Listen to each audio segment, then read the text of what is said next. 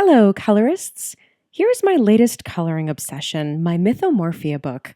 When I flip through these pages, I have such a hard time deciding what I want to color, but thankfully today I've chosen. So let's get into it.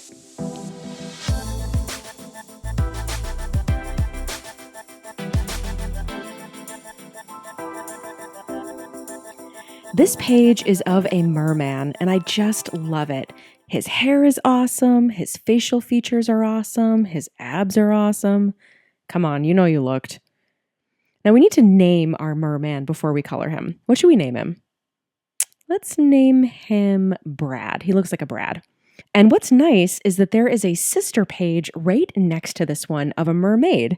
So I'm hoping to do that one next, and we'll just kind of treat these like a bit of a series. So jumping in, I pulled some colors, some orangey golds, as well as some greens and blues. And I want to keep my palette a little bit limited on this page. And also, I'm limiting myself here, no blender. Not allowed to use a blender at all, no colorless blender, no baby oil, just regular colored pencils. So let's see how I do. And I want to keep Brad fairly traditional while still having some fun with color. So I'm going to color the human half of Brad in more of a kind of natural skin tone. Then I'll play it up a little bit later with color. And I'm just using a combination right now of peach beige and beige sienna for my skin tones. His face is so broody. What do you think Brad's thinking about? Protein shakes? The precarious fate of his underwater kingdom? Maybe how you spell convenience? Am I the only one who always gets tripped up spelling convenience? It's very inconvenient to spell convenience. All right, that's looking good now. Now, I know I want to make Brad's tail green. I really want it to stand out against the water that is probably going to be blue later. So let's play that up a bit on his human skin as well. And I want to use just kind of a very subtle color, and Crayola is perfect for that since its pigment is a little less vibrant than a Prismacolor. So we're going to use this bronze yellow. And I'm just going to rub very, very lightly this into the areas where the artist kind of gave us these scaly clusters. And I'm going to feather or blend this right into those beige colors next to it so that we get a nice smooth transition. Brad needs a bit more shadow, I think. This beige just really isn't going deep enough. His abs and kind of all of the shapeliness of his torso isn't really being done any favors by these beiges. So we're just going to deepen up some of these lines here with a little bit of 70% French gray. Now I want to jump into his tail, which, like I said, will be green. So I'm going to take that same bronze yellow, which is really a very light, earthy green color, and I'll use this as my lightest color on the tail, just kind of focusing it where I think that the light would hit. And then I'll work my way through some more light greens until we get a nice gradient. Now this color here is Crayola's Tropical Rainforest, and this color is so pretty. Oop, and there goes the tip. I hate when that happens. I've been having some trouble with my Prismacolor sharpener lately. I don't know if it's just getting dull or if I'm doing something wrong, but I keep having my tips just breaking off right when I'm coloring. I'm gonna have to figure out what to do here. Anyway, back to Tropical Rainforest. I really wonder why I don't use this color more often. I'm going to have to kind of put this one into rotation. It really kind of straddles that line between earthy and vibrant in a really pretty way.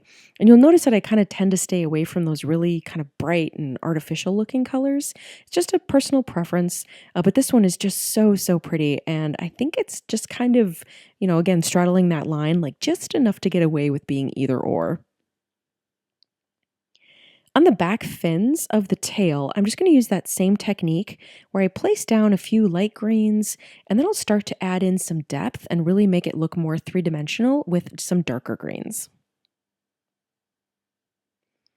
And I'll use those same colors on Brad's hair, all these greens, because green hair is much more fun than your typical hair colors. My daughter actually just dyed her hair green. It started out as teal. That's kind of what we dyed it as, but then it kind of faded, and now it's a mixture of like teal green and her natural blonde and kind of a combination of the two. It's really kind of cool. And I think we can safely use this tropical rainforest color now to outline the scales on Brad's chest here. And again, I'm just going right over those little green lines. The black is light enough to where the green just kind of goes right over those, and it just kind of amps up that green just a little bit. I just kind of bridge that gap between his human half and his merman half. Now, for these little fishies swimming behind Brad, I don't want them to stand out too much.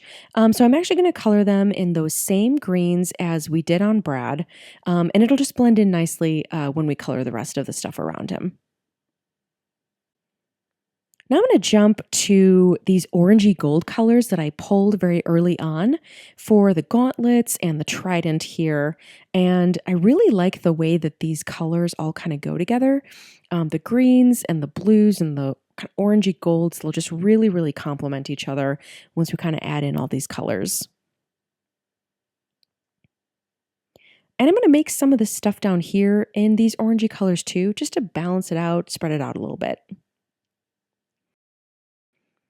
Now for the fun part, these foamy bubbles. Now I really, really loved coloring these, and I'm just going to take a small area here and show you exactly what I'm doing as I do it. Starting with Prismacolor's Electric Blue, I'm just going to cover the majority of the small area here that we're doing, and this will act as my lightest blue, and we'll build from there. Switching to Prismacolor's Peacock Blue, I'm going to use this as that medium or kind of that transition color to begin building that gradient towards the area of overlap that will be darker later on. And remember to use light pressure here as we're going to continue to build up our layers. Now we're going to use a combination of indigo blue and indranthone blue as we get into some of those darker color layers. Now, indigo is more navy, and the indranthone blue has more of a royal blue tone to it, so using both of these will add in some great dimension for our foam. Now I'm going to wrap kind of the edges that are showing in our foam with my white Posca paint pen, just to kind of drive home that it's just that really white kind of frothy look to it. And this is just perfect. And I'm kind of going back and forth between using kind of lines and then also just kind of making lines out of connected dots with my white Posca pen. I just found that it just gives a little bit more texture when I do the dots, but either one should be fine. Then I'll take that same Crayola bronze yellow that we used on Brad, and I'm just going to lightly go over some of the light blue areas with this, just to tint those areas with a little hint of green, just to break up the blue a little bit. For the bubbles, I'm going to color the center of each bubble in electric blue. Then I'll surround the perimeter with denim blue. Then I'll create a little crescent moon in kind of that bottom right-hand corner with tropical rainforest. And then I'll cap it all off with a dot from the Posca pen. And as I use this Posca pen, I'm just kind of working in a downward motion so that as I color, I'm letting the Posca pen layers above dry so that I don't smear it with the side of my hand. It's dry really quickly, but every time I say that, every time I think it's dry, I do drag my hand to the side of it, so better safe than sorry. Now for the edges where it fades out kind of against the sides of the page there, I'm just using a very light hand and leaving those edges nice and soft. And then you just do the same thing over and over and over again. Now this page took days to color, and I was really, really enjoying coloring these sections, but the foam and the bubbles were quite fun, but quite tedious. So take your time on sections like this, and it'll really pay off in the end. Now, as I went, there were bunches of bubbles that were either too small or were kind of getting lost when I used the Posca pen. So I'm just taking a fine liner, this one's a Sharpie, and I'm redrawing in that black line or black circle to bring those bubble shapes back. And it's also serving to create a little bit of a difference between those planes so that the bubble looks closer than the foam behind it. So kind of giving it that 3D effect. It was really an unintentional benefit for sure. Now, I've neglected these sea creatures until the end, the rays and the shark, just because I wasn't entirely sure how I wanted to color them or what colors I wanted to use. So when in doubt, just save those areas until the end, and you can make a better decision based on how the rest of your page is coming together. And I think I want to use some grays and blues, as I've already used those colors already. They'll stand out in the way that I'm coloring them, but they'll also blend in since I really want all of the focus to be front and center on Brad's abs here. I mean Brad, not Brad's abs, Brad. Oh, and I'm happy to say that I successfully avoided using a blender everywhere on this page. It was not used a single time. Anytime I needed to kind of blend something out, it was actually more helpful to just use a light version of the color that is in an area, and then I just kind of use it just to soften those edges a little bit. It acts just like the blender. If you use a really light hand, it doesn't add in, too much pigment. Worked out just fine. And because this page took a very long time to color and was quite involved, I want to save the background water for next week's video, since I want to try something new on it. So that'll be a video all its own.